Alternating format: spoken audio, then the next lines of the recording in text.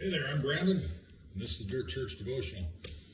So a little while back, we went camping, my wife and I, and our daughter and her kids, and went over to Natchez. Took the motorcycles, and we're out riding around having a good time. And my grandson, he's 5 years old, he's ripping around on this little 50 here, getting really good.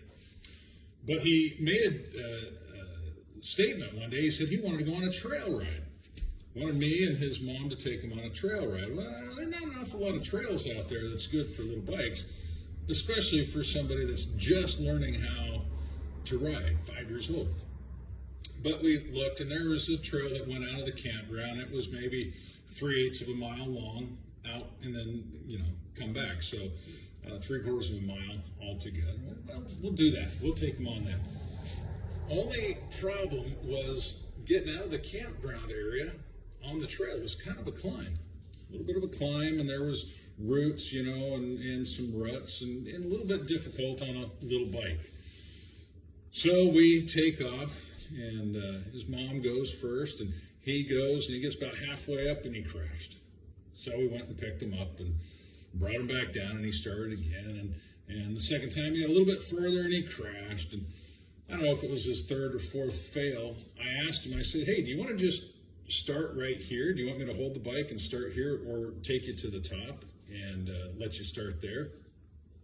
And he looked at me with this look in his eyes, and he says, no, Papa, it's more fun it's more fun trying to do it.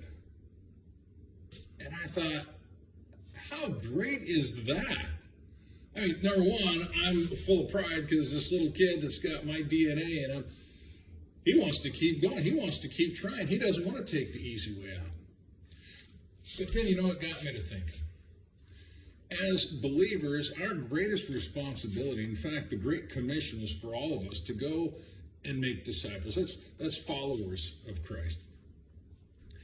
But how many times while we're doing that, do we get a little bit tired of watching somebody fail?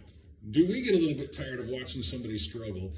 And so we give them the easy way out. Maybe we get frustrated sooner than they do, and we give them the easy way out. Say, here, you just come up here and start from here. Or let me bring you along over to here and start from here. And I think that's a problem. You see, it's not about the destination only, but it's about the journey. And we need to be willing to come alongside people and let them learn how to walk. Let them learn how to do this thing called Christian living. Now think about this. Jesus didn't pull Peter up out of the water until he let him sink first. He didn't heal the servant's ear until after Peter had cut it off.